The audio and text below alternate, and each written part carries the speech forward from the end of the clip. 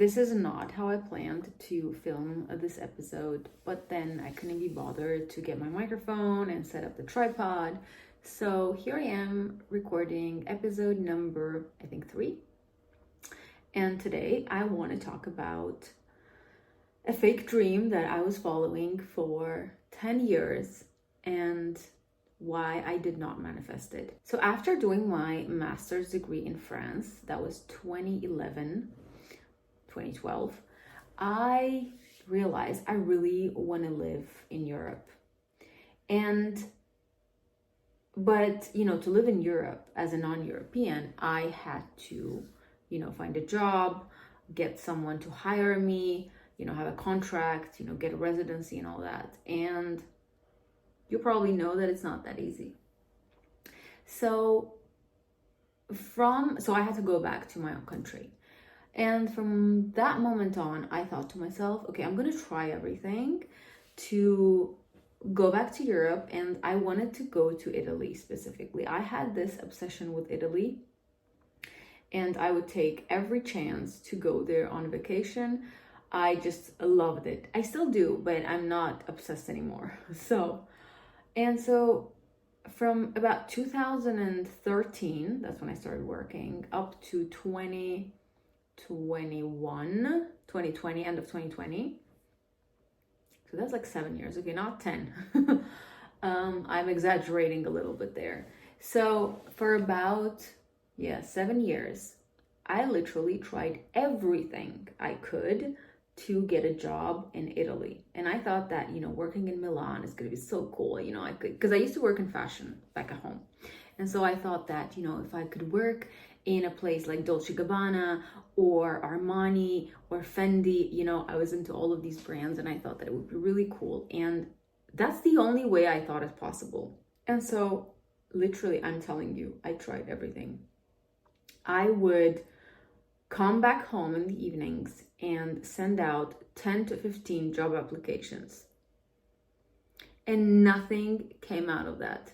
I would use my network. I would go on LinkedIn. I tried everything. And it just didn't work. Because that was not what my true purpose in life was. That was not what I was meant to do. I was playing so small. But I know that now, because now when I look back on my journey, I realize that, of course, that was not meant for me. In 2020, I actually did manifest my dream of living in Europe, because that I was sure of. Like I felt drawn to Europe. I knew, I don't know, maybe in a past life I lived here. And so I always loved being in Europe.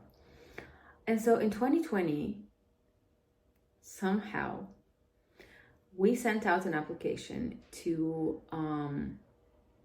Portugal, because Portugal has a startup visa program. And so we sent out our application because we had a startup idea at that point. And somehow we ended up getting in, and we ended up being invited to come to Portugal to launch our company here. Now, when I say somehow, I know how it happened, because in 2020, the beginning, right before the pandemic, me and my husband, we both started healing. We started working on our subconscious mind. We started intentionally programming our reality, intentionally manifesting.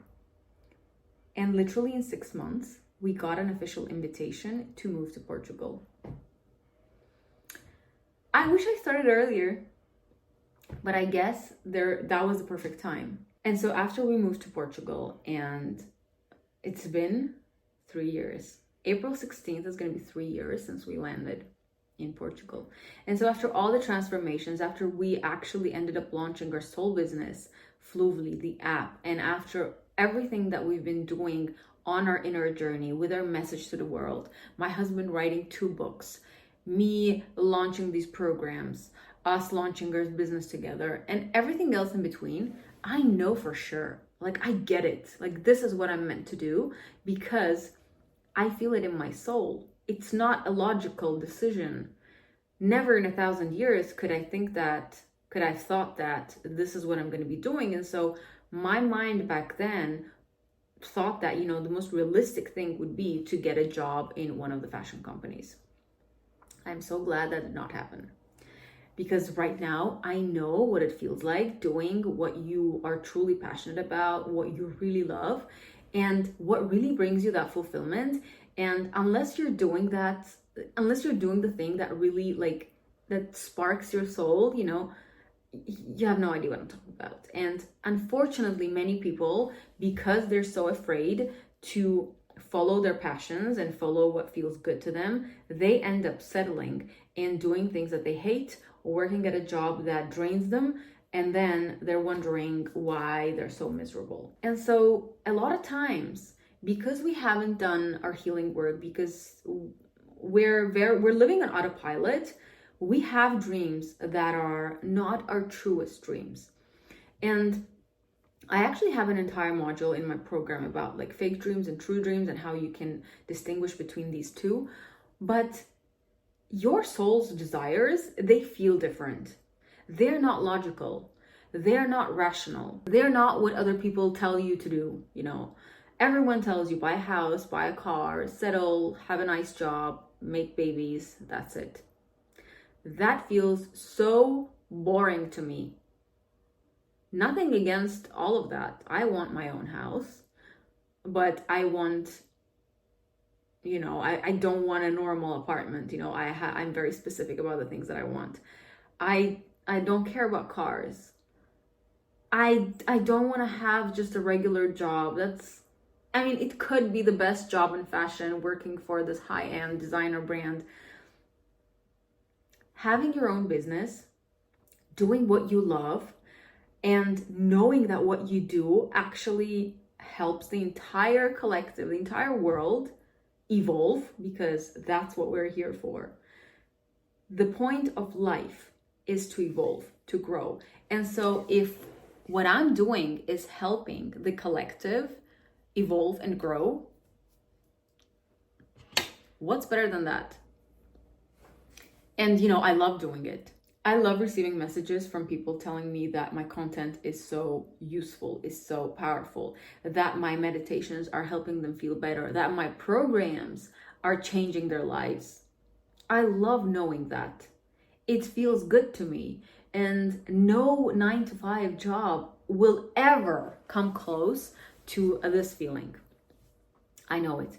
And you cannot convince me that your job, you working for someone else, you helping someone else achieve their dreams, gives you that sense of fulfillment. It is just impossible. And while a lot of people say that, you know, but all of us cannot be entrepreneurs, maybe we all can, theoretically. But because most people, they don't understand, they don't want to listen to their soul, because a lot of people, most people, have been conditioned by society, by their parents, by the education system to fit in, to play small, to settle, to live in fear. There's no way all of us are going to be entrepreneurs.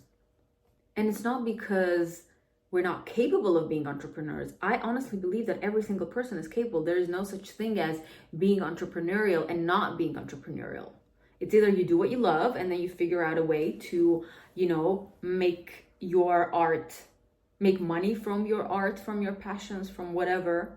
Because I think even what I'm doing is some kind of art. I don't think of it as a job. I don't think of it as work. It is what, I don't know, it feels like art.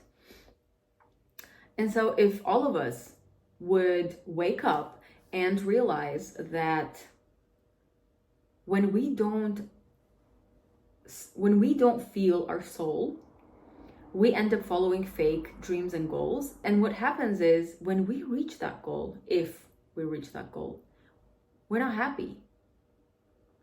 It doesn't fulfill us because it was not what we wanted, what we really wanted to do. It was just something that we thought we needed to want. We had to want. And so think about it, the things that you really want in your life. Are those really your real, true dreams? Or is it because society has told you that, you know, this is what you should want? And just remember that your passions, your art, your work, your business is always going to evolve.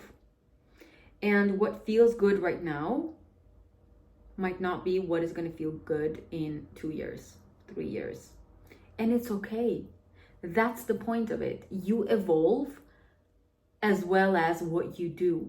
But it's important that in this moment, you choose what feels good to you, not what you have to do. And honestly, I don't believe in this whole, but I have to pay my bills, blah, blah, blah, and all that stuff. There is always a way, always a way. It's just about how you look at it. If you want to find problems, you're going to find problems. If you want to find challenges, you're going to find challenges. If you want to find obstacles, you're going to find obstacles. But if you want to make it happen, if you want to see opportunities, you're going to find opportunities. You're going to make it happen.